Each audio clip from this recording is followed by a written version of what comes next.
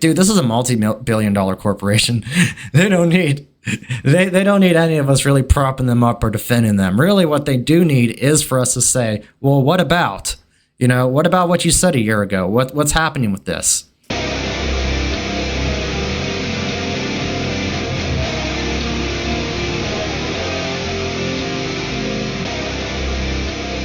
Hi everybody, thank you for tuning in to the MTG Slaycast. My name is Wes. Today I'm going to be going over the 10 cards that I feel like had the most impact on Standard Brawl out of Edges of Eternities. I'm going to be going over my top picks for commanders from Edge of Eternities. We're going to go a little bit into the key mechanics and key themes of the upcoming Spider-Man / into the Omenpath set. And then Wizards keeps teasing or confirming that multiplayer is coming towards Arena. I can't tell which one it is. I do have faith they will bring us multiplayer, but it may not actually be Commander, at least not right away. So without further ado, we are going to go into my top 10 picks, and I'm going to start off with some honorable mentions. The first group of honorable mentions is going to be Halia, Guided by Light, Sqaure, Voidborn, and Weftstalker Ardent. Halia, Guided by Light is the best of these three, to be honest, but they all share a key theme. They do something that we've had before, that's a key piece of an engine, and they warp in for 1 mana. So, this is our Soul Sister for 1 mana. Weftstalker Ardent is our Impact Tremors effect for 1 mana. And that includes artifacts, which really is an amazing addition to it. And then we have Sqaure and Voidborn, who works just like a Blood Artist for 1 mana. And I can't remember, but I believe they include artifacts as well. So the next honorable mentions are going to be lands. Next we have the Shock lands. Right now we only have half the Shock lands in rotation, but that's still amazing because if you're a 2-color deck, you get all your colors on the turn you play it for the humble price of 2 life.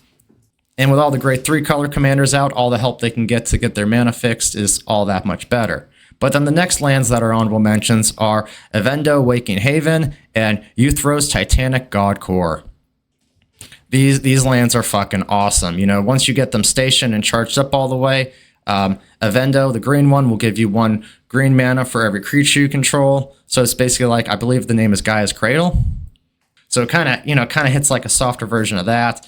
And then we have Uthros, Titanic God Core, which, almost hits like a softer version of Urza the Artificer. So those are great lands. I really thought, I thought all the station lands were great. The red one was a little underwhelming in my opinion, but all of them really do provide great utility. If I did have to rank them though, the red one would be on the lowest.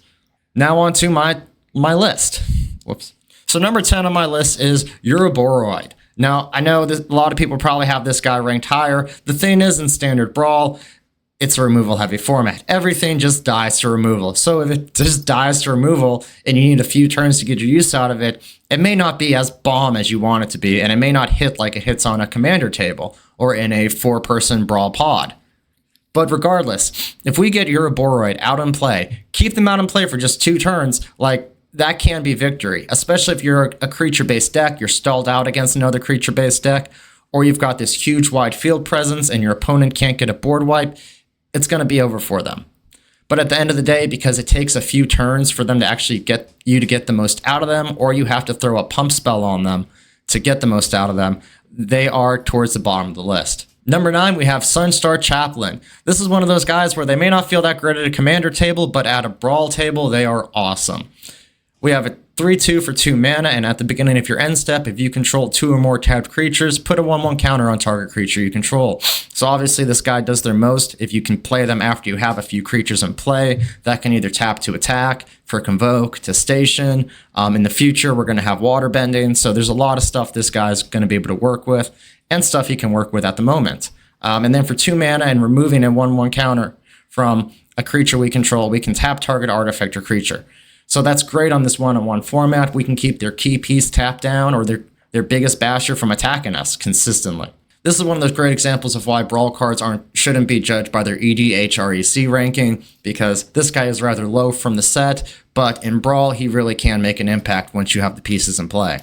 Next, we have another white card. This list does actually have a lot of white cards in it. Exalted Sunborn. A 5 mana, 4/5 with flying and lifelink, and if one or more tokens would be created under your control, twice that many tokens are created instead. They have warp for just 1 and a white mana, which is awesome, because even I've used this in Historic Brawl and Standard Brawl alike, and just because of that warp cost, we can do a lot of stuff to actually achieve victory that turn. And either way, if not, let's say you're just trying to set up an early field presence, we can warp them into play, tuck them away in exile, and cast them safely later on in the game. Emergency Eject gets number 7 on the list. 3 mana instant speed removal isn't that great, especially not in white, but we can destroy any non-land permanent. Then its controller gets to create a lander token.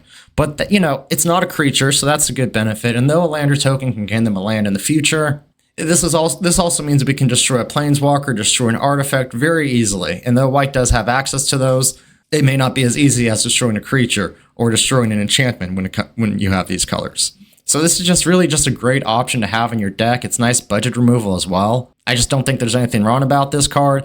All right, now we're getting to the big ones. Coming in at number 6, we have Famished Worldsire. This guy would be higher on the list, but landfall is a very niche strategy, even though it's a very successful strategy, one of the best ways to play green in Brawl.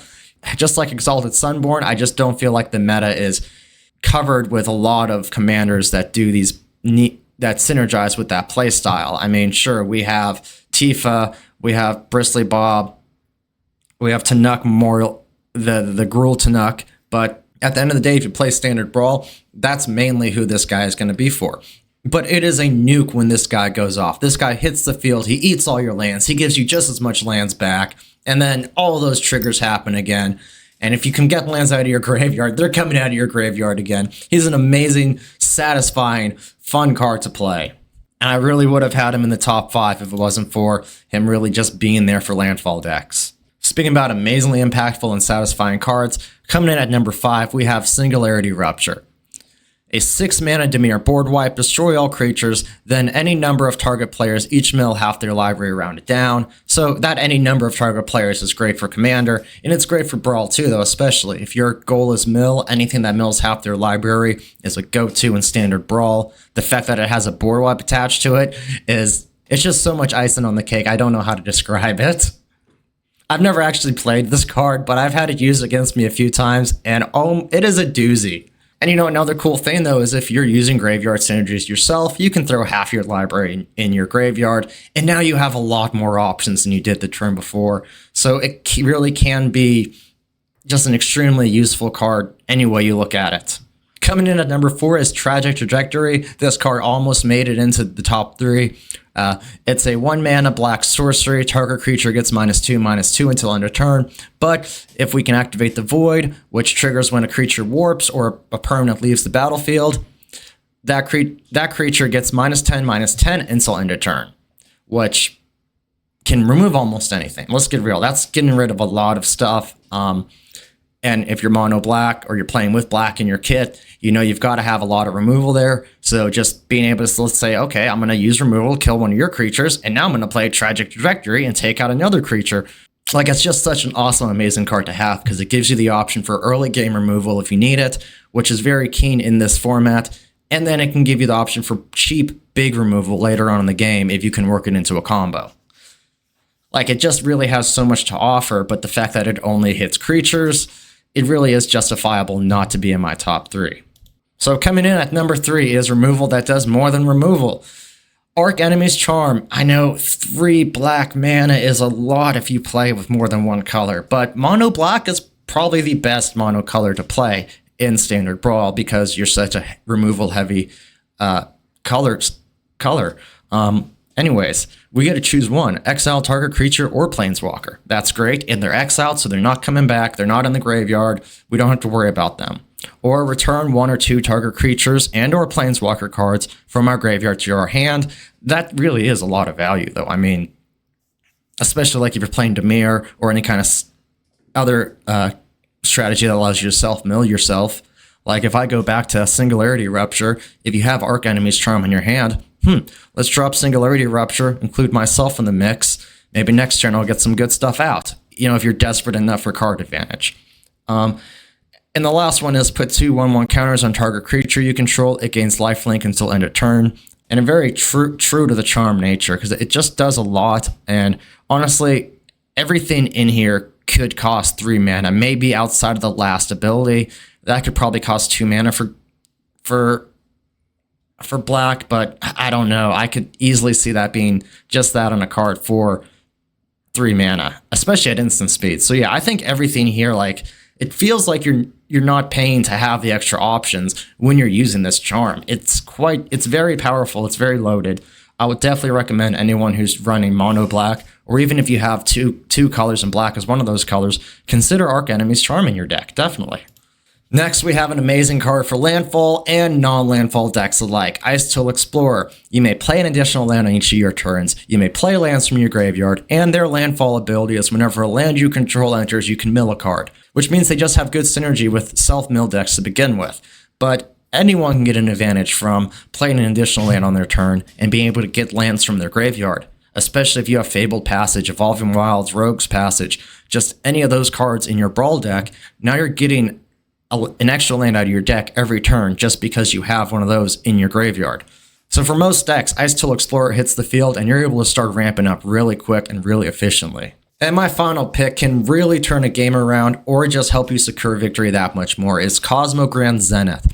Anytime I've seen this creature hit the table, and I can't handle it, it really helps the opponent start overwhelming me with other creatures or stronger creatures. Like, I honestly think this was a card that just got cut from Takar Dragonstorm, but it was so good, they were like, we have to put this in the next set, dude. I really love this card. So, Cosmogrand Zenith is a 3-mana white 2/4. Whenever you cast your second spell each turn, choose one. Create 2 1/1 white human soldier tokens, or put a 1/1 counter on each creature you control. And this can trigger on your turn and your opponent's turn, which makes them that much more lethal if you can keep them in play. And also, you can trigger this person the turn they come and play. Like, you have 4 mana, 5 mana. That's going to be pretty easy to get them to trigger. And after that, these create 2 1/1 white human soldier tokens that can synergize with a lot of other cards. The 1/1 counters, that modified creatures matters a lot, and it's only going to matter more once Spider-Man or through the Omenpaths hits. And it's worth noting, them being a 2/4 means they synergize with Delnay well, and that 4 toughness makes them that much harder to kill. All those cool -3/-3 spells from black don't work. You can't bolt them or lightning. Well, we don't have bolt, but you can't lightning strike them or braid them, so it requires more focused removal if you're playing against red. And really all it leaves you open to more is, like, white has things that destroy creatures with toughness 4 or greater, but in my opinion, usually the ones that say power 4 or greater are just more valuable. So as we can see, we only have 15 legendary creatures in this set. I feel like that's a little disappointing, especially given how these Universe Beyond sets are just crammed full of legendary creatures.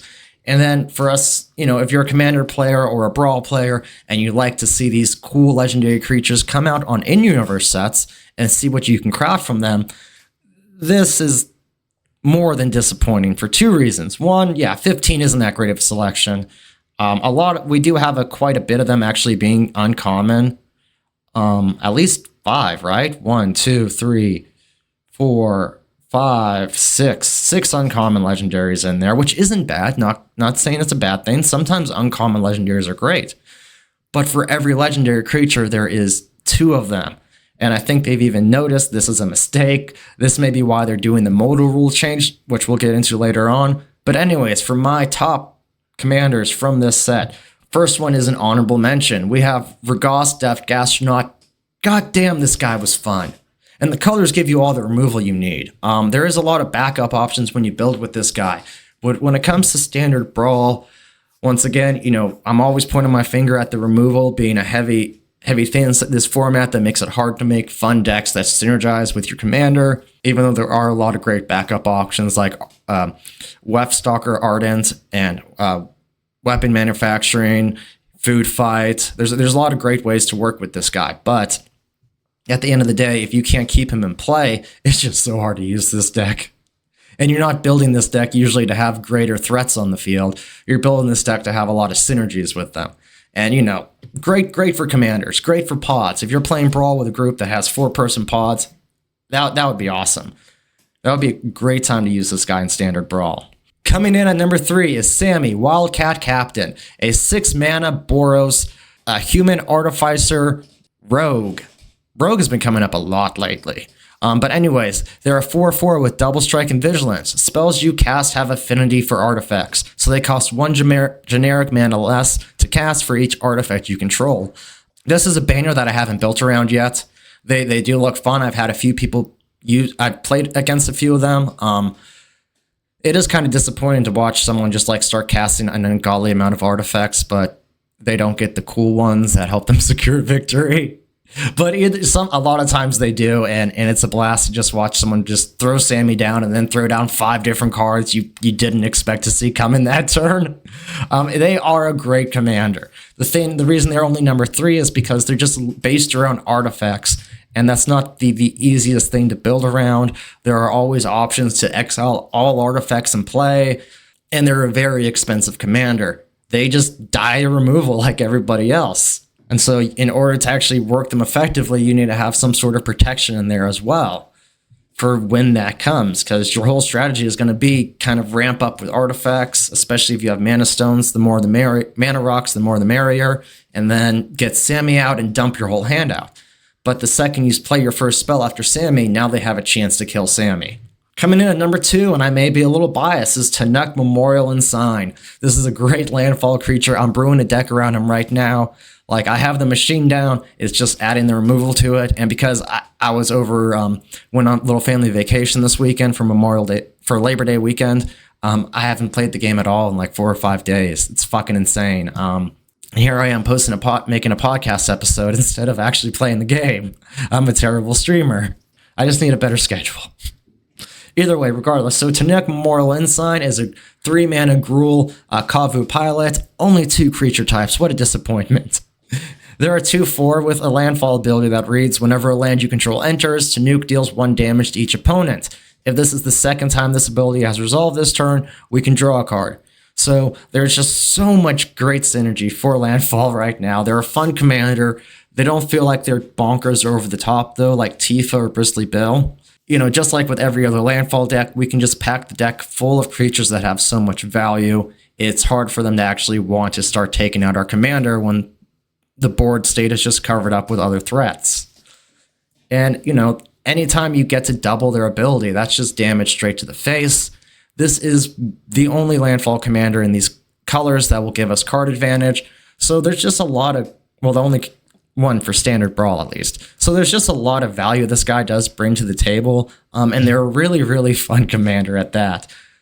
But having a good commander with red in them, which gives us extra removal, green really lacks in their removal, so you have to have tunnel vision, focus on building your creatures up, and overwhelm your opponent. Now you can actually play like a true mid-range style with this guy in standard Brawl, and that's really a lot of fun. And altogether, I think as far as playing in a pod too, this is another commander that just like Regast, where they would probably shine and excel when you're in a pod, as opposed to one-on-one, where they're very fun, they can be very good and efficient, but they themselves are not like a game changer like something like Vivi would be in your deck. And my number 1 pick is Sire Vondum, Sunstar Exemplar. And it is exclusively because of the colors they're in. No, not really, but that is the main reason. The colors they're in give you so much great removal, so much options for protection. You can throw in board wipes, planeswalkers.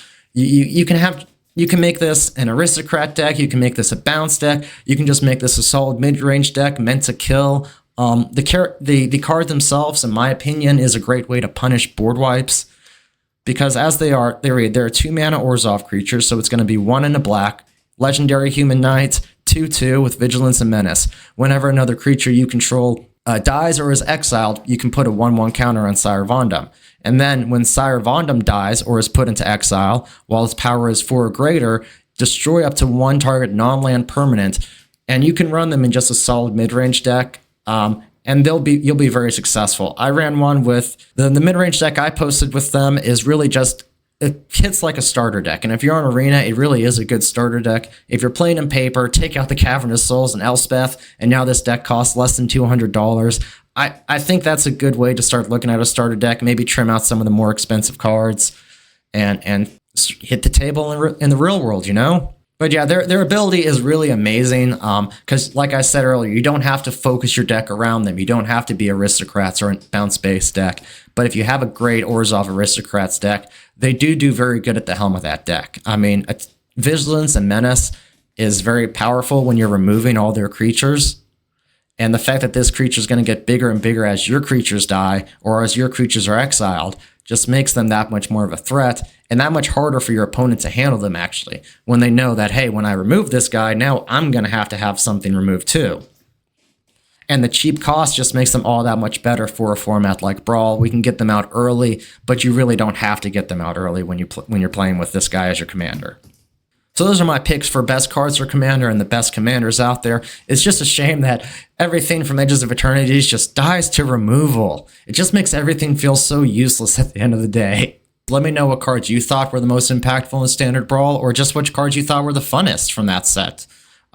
Speaking about thoughts, I also want to know what your thoughts on this upcoming Spider-Man set is, or if you play Arena, this will be through the Omenpaths. I'm going to go over some of the key mechanics and key themes of this set and give my opinions on it. One of them, I think, one of these great key mechanics and changes to Magic overall that may end up being broken in the future, we don't know, is modal cards. The modal cards from this set allow us to actually play one side, and then pay the cost of the other side and turn it over. And we can do this indefinitely. It's not just, for Eddie Brock, they're a 3-mana black creature who can transform into Venom, Lethal Protector, who's a 6-mana Jund creature.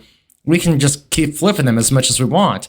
So that won't be how you do it with pre-existing modal cards, though, because they won't have this transform ability. Unless if we end up using Agatha's Soul Cauldron with like one of those creatures from, one of those Phyrexian transform creatures from March of the Machines, you're not really going to have the chance to do that with your pre-existing modal cards. But just the fact that we can now actually flip them with other cards that have that ability to flip creatures is a pretty cool thing to think about for the future, especially if you play eternal formats like Commander or normal Brawl, or if they start giving us more cards as they start giving us more cards like this in the future, we may get some cool synergies in Standard Brawl. But outside of that, I think the double face card, the modal double face card mechanic coming back in this set and coming back with a revised condition is pretty awesome. And I'm pretty excited to see how it works out in Standard Brawl, especially when we're trying to put some of these guys like Eddie Brock into our command zone.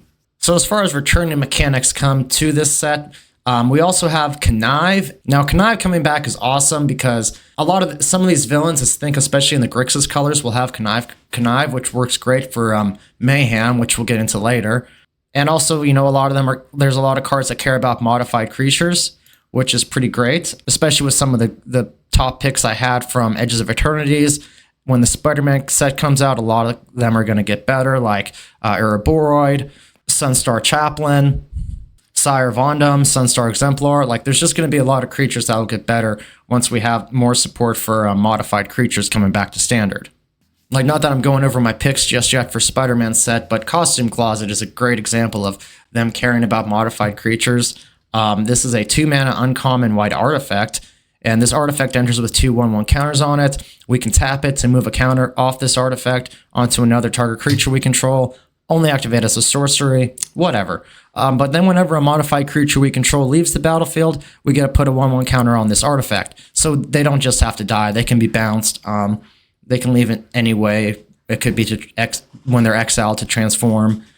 So yeah, there's a lot of cool synergies they're going to be giving us for modification and cool synergies for conniving. And, obviously those two work together. So I can't wait to see how that plays out in Standard and Standard Brawl. One interesting theme I've noticed is a lot of these Venom cards seem to care about getting creatures out of your graveyards. So that's an interesting theme from the symbiotes that's worth bringing up as well. So anyways, let's get into some of these new mechanics and what my thoughts are on them, because I think these new mechanics are just old mechanics that got nerfed. The first new mechanic we have is Mayhem.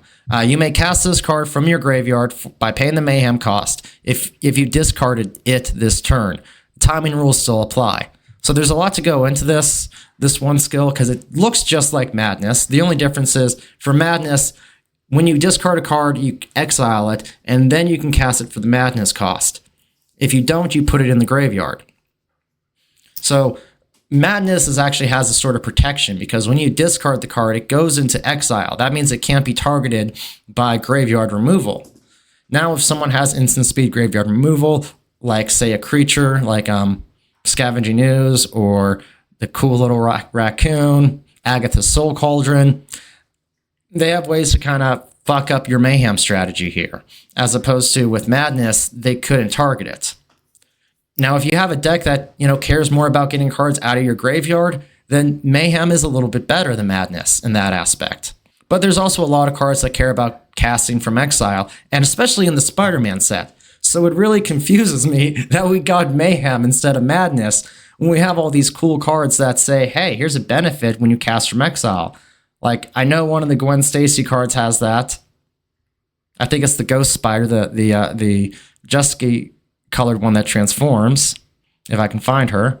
See, Spider-Man 2099, at the beginning of your end step, if you've played a land card or cast a spell this turn from, anywhere other than your hand. So I'm wrong about him. So he'll work great with Mayhem, because you can get it out of your graveyard.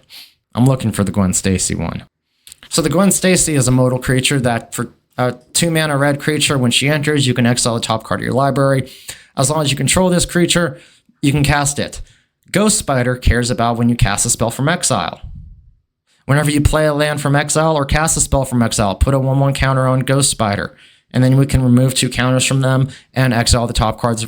Remove 2 counters from Ghost Spider, exile the top card of your library. You may play that card this turn. So, when it comes, and I know Madness is more focused around the Grixis colors than the Jeskai colors, but I just think that was an interesting choice to have Mayhem.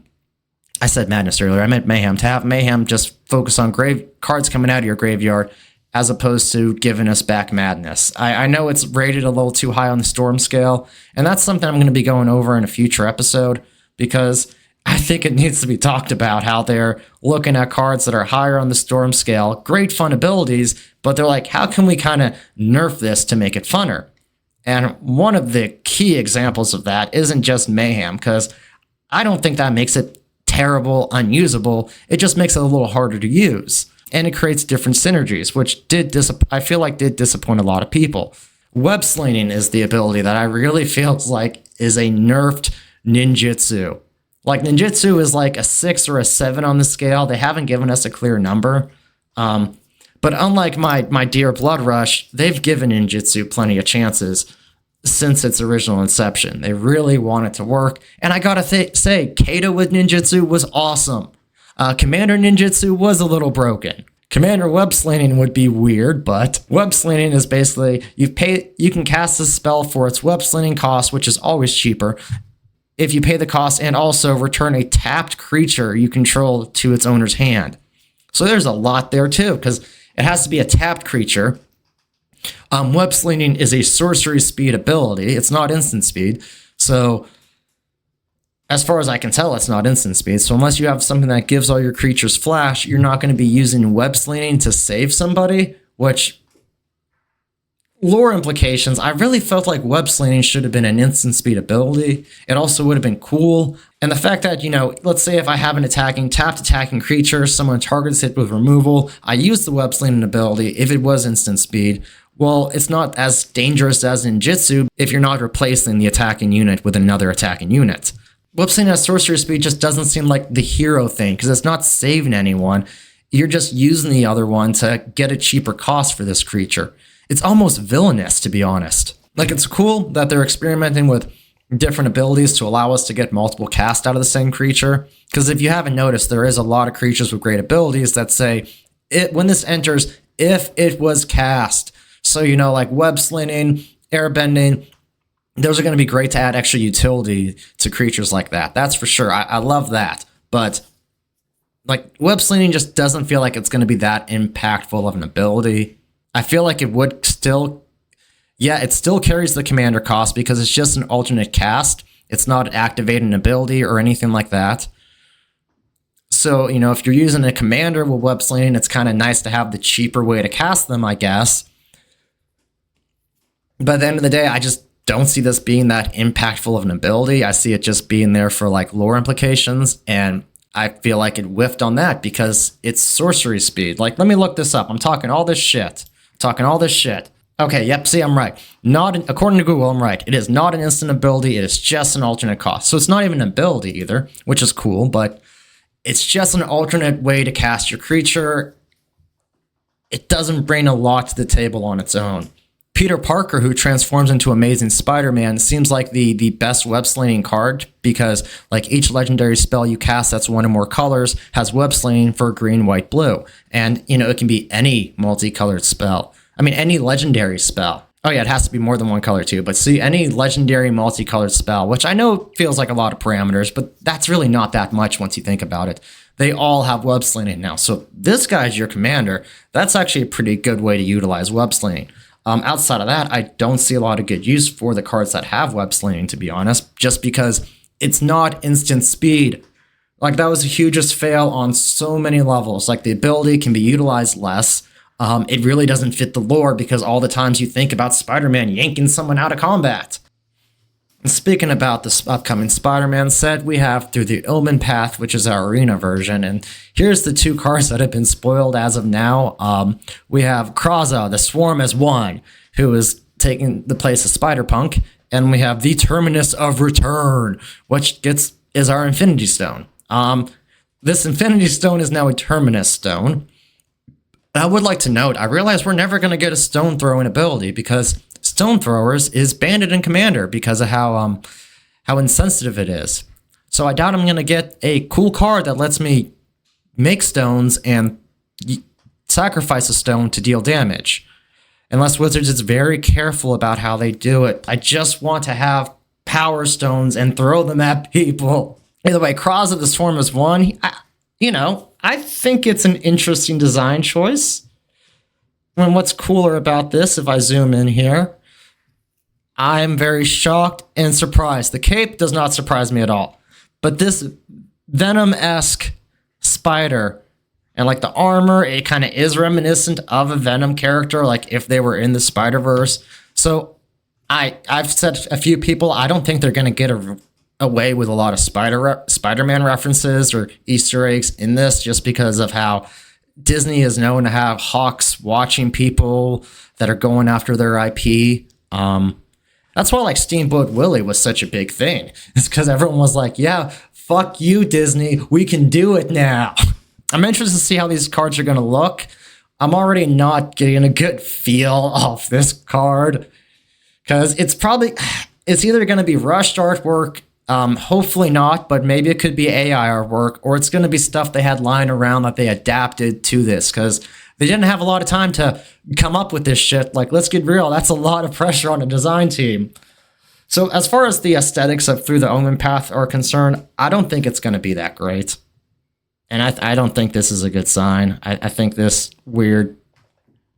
Like, I'm glad we have the Spider-Man symbol on here. I am. Like, I'm glad we kind of have an Easter egg, but I think having these random characters who will have no real in-world reference or lore implications... I hope they start using their own IP, because I don't know, is Kraza, was he an existing character? I don't believe so. Yeah, I don't think this guy was an existing character. If I'm wrong, though, definitely. So yeah, all in all, I think the stuff that's coming, they're going to be coming to Arena with Through the Omenpaths is going to have a lot of, and this obviously it's a Spider-Man set, but it's going to have a lot of goodness for us. Getting more connive and modification matters. That's something we had not too long ago with a new Capna, and a Neon Dynasty, but it's nice to have that back. It's been a year or two since we've had some real heavy connive themes going on. We're only about 100 cards into the spoilers, so once we get bigger spoilers, we'll know what we're looking at really when it comes to connive and modifications mattering. As I said, I see a heavy theme. We've all noticed a heavy theme of protection when it comes to some of these colors, especially from heroes. I've seen a heavy underlying theme from the symbiotes and venoms, like getting creatures back out of your graveyard. I'm interested to see how much more of that we get.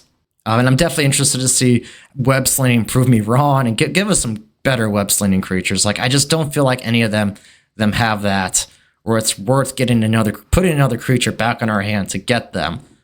So on to our final segment. I want to start talking a little bit about multiplayer coming to Arena. Right off the bat, I'm going to say why I don't think it's going to be Commander. There are 3 main reasons. So number 1 is going to be there may be some difficulties coding certain Commander rules when we already have Brawl on this client. When it comes to the Commander damage, it may cause some confusion between the formats, and even once they get that cleared up, or even if that's not an issue, there may be an issue when it comes to copying legendary creatures. that are our commander specifically, because there's a lot of ways to copy a creature and make the copy unlegendary. There's a lot of that shit coming out with the Spider-Man. I think there was some good stuff from Final Fantasy. There was at least one card from Final Fantasy that did that, if I'm not mistaken. Or maybe I have it mixed up with Sqaure Dragonstorm. I don't know. I'm thinking of an Izzet enchantment specifically. But, there's just a lot of ways to copy legendary creatures and make it so they're not legendary. Well, this make it confusing. I've got 2 copies of my commander. They both deal damage. Do they both deal commander damage? Because no, they don't. Only one is my commander. But the arena may get confused and think those were both my commander. And there's other issues that they'll have to face too. The other reason I don't think it's commander 2 is just the limited card pool we have. The Pioneer thing they gave us, that was cool, but it wasn't like, it was just like competitive cards and staple cards. I love Blood Rush. I've mentioned that earlier in this podcast, and I'm very disappointed that we have one Blood Rush card, Gore Clan Rampager. I mean, what happened to my cute little 3/2 that I can Blood Rush for 1 mana? I'm kind of disappointed about, like, not adding everything maybe you need to make your niche or janky strategies in Pioneer on Arena. That just made me not want to play it as much, to be honest. And I feel like if we get that thing with Commander where we only get like a third of the cards they have access to when they give us a Commander expansion, it's just not going to, it's just not going to feel as fun or as good. There's not going to be nearly as much diversity when it comes to the game. And the third one, it kind of does tie to the second reason, but it's the ban list and game changer list. If we don't have full access, like the game changer list probably won't change. But the ban list may or may not change if we had like Commander on Arena. So with all those factors coming in, I feel like we're not going to get Commander, at least not right away. It may still be a few years down the road. Like even if multiplayer is maybe only a year down the road. Here we have Blogatog, where someone asked, they cashed in their birthday token. And I'm going to summarize their question because it is very, very long. But, they have some concerns that I sympathize with. I live in a small town. We have about 3,000 people in this town. There's no card store in this town. You can buy like Pokemon cards or Yu-Gi-Oh cards at the Dollar General, but you got to go, about 30 miles away or 60 miles the other way in order to get to a card store or a Walmart where they will always be sold out of Bloomborough, Dustmourn, Final Fantasy, Edges of Eternity, Spider-Man. It's like they're just always sold out of the standard sets. It's the damnedest fucking thing. But, regardless, and yeah, even at Dollar General, in small towns, you'll see people that are scalpers they maybe not scalpers, but resellers, but, some of them are scalpers, where they'll buy these cards looking for the chase cards and then sell them right away, and they'll buy out the whole fucking store. You see them buy like a whole case of cards, and then you see a kid coming up. What kind of Pokemon cards do you have? I just did a bunch of yard work, and I'm so excited. My mom's going to buy me some packs. But anyways, that is one of their concerns they have. And they're really talking about just Commander. But if you play Commander or Standard Brawl, you've noticed this as an issue. Recently, it's been discovered. Recently, I read an article where they talked about how 20% of the decks in the top 100 decks of Commander are helmed by Universe Beyond commanders. And as more Universe Beyond sets come out, that's only going to be a larger issue. And it's only going to become an issue because it's supply and demand. So basically, if you live in a small town or you just don't make a lot of money, you have to proxy everything now because there is no supply. The demand is really high and the price of everything just skyrocketed for no fucking reason outside of keeping scalpers alive. Like, I was explaining this to my wife the other day. Like, I've listened to people content creators and podcast hosts talk about like their VIP experience. Like, they are buying the ticket, or if not, it's the company they work for. It has provided them the ticket because it's a very successful company or they're a very successful content creator. They go to the VIP pass for the Comic-Con thing or a Magic convention, and a lot of times they'll be like, wow, between this card, and this collectible piece, like I basically got the money back for my ticket or for the difference between the VIP and the normal ticket. And unless you think about it, like once you think about it, you're like, well, why is that the case? Why is it that the stuff that they gave you just paid for your ticket? Who's setting these prices? The people selling the cards to make their money back for their ticket. because they're probably resellers or scalpers. Maybe they own a small business and they're like, yeah, dude, I can't really afford to do this stuff. So I'm not judging everybody who does this, but it's the people who sell the cards that set the price. Wizards of the Coast does not have a MSRP for a fear of missing out or screaming nemesis. But people that invested money in the packs that know what the demand is for the card and understand what the supply is and how to manipulate the supply can make that price. So regardless of that kind of stuff, though, the person's main concern is like, I want to play Magic. I love Commander, but with the way the economy around cards is, it's so hard for me to actually play Commander. When is this going to come to Arena, or when are we getting an online client? Now, the response is very, very short, but Arena has announced long-term plans to allow multiplayer. So it's coming. Now, Now, there's a lot to unpack in just that short little bit, though, because they've announced multiplayer plans, like, I think over a year ago, but they don't talk about it a lot. So it's understandable for people to worry, like, is this actually coming? Are you teasing us, or are you actually confirming this? I don't think they've directly stated if it's been Commander that they're going to do. In fact, according to this Draftism article written by Herco Kiggins, oh my god, I probably butchered your name. Wrote in 10 days ago, by the way. I wanted to do this before I went on vacation, but that didn't happen. In this article, they talk about how Arena has announced long-term plans to allow multiplayer. They go over it a little bit, and they are a little bit pessimistic, which I kind of like, though, because I don't know, it's too often I'll read things that seem like they're puffing up Wizards or Hasbro, and it's like, dude, this is a multi-billion-dollar corporation. They don't need any of us really propping them up or defending them. Really, what they do need is for us to say, well, what about? What about what you said a year ago? What's happening with this? They do need a little bit of critique on their part. So anyways, what they write versus what they say. That's a very important thing, though, especially when it comes to Mark Rosewater. I've always said he's a little too political for my liking. Like, you hear the title lead designer, and you aren't expecting their job really is just to try to play the balancing act between keeping the players happy, keeping the sellers happy, keeping the stockholders happy, keeping other companies like Square Enix happy, and Disney happy. Like, he's got a lot of people to keep happy, and he's only got two hands and one mouth. I don't know how the man does it. So kudos for that, to be honest. But yes, he will continue to catch a lot of scrutiny from me. No hate towards the man, no hate whatsoever.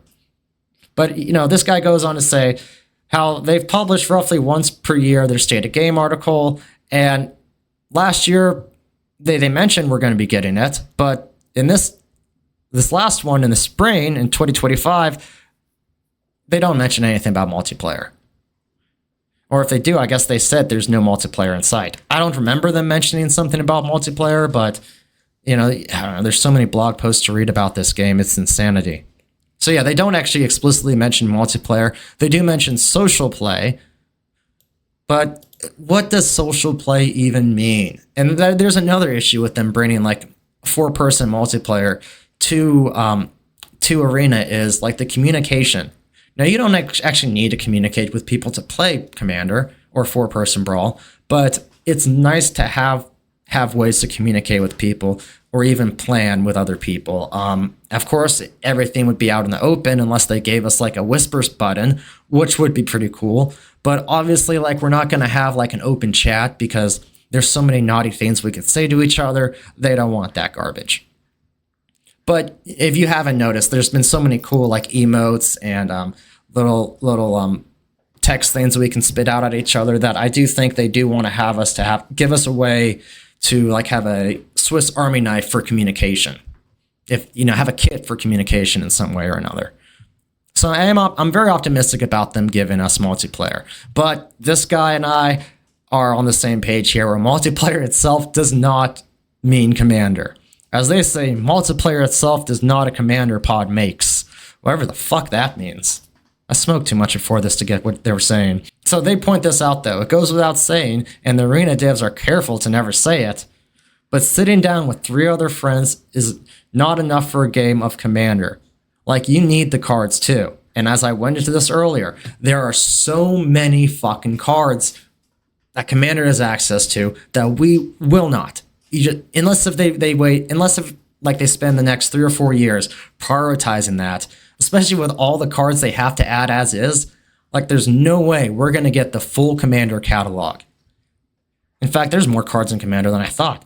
There are about 24,000 Commander legal cards that are not on the Arena version versus about 12,000 that are. Well, fuck. Damn, that's depressing. So definitely if they give us a multiplayer format sometime before the end of 2026, it will be a multiplayer Brawl.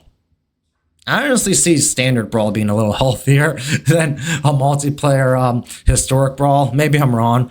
I just feel like with all those alchemy cards, the weird way balancing works in historic Brawl, it's just such a turnoff for me, and so many other people too.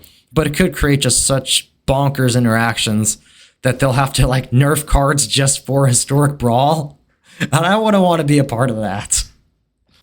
But yeah, this article is a very good and insightful read if you want to read it.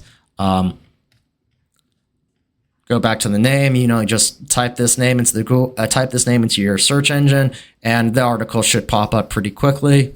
But yeah, I mean, that kind of sums up my thoughts and opinions on a multiplayer format coming to Arena. Like, it's probably not going to be Commander for the next several years. But playing multiplayer Brawl really does seem like a lot of fun, and it will definitely help scratch that itch for Commander players who play on Arena.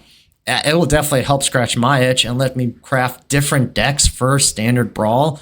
Ones where I can maybe utilize the Commander more because I know they're not just going to die the second they touch the field. I think that will have a more healthy, vibrant meta than this one-on-one standard Brawl that we have to play, or just normal Brawl altogether. Because you're not going to be able to make all these decks that are just focused on locking down one single opponent. You've got to lock down two other people now. So you'll probably have a different deck strategy altogether if you're a heavy control player, where the rest of us may be able to actually play the game.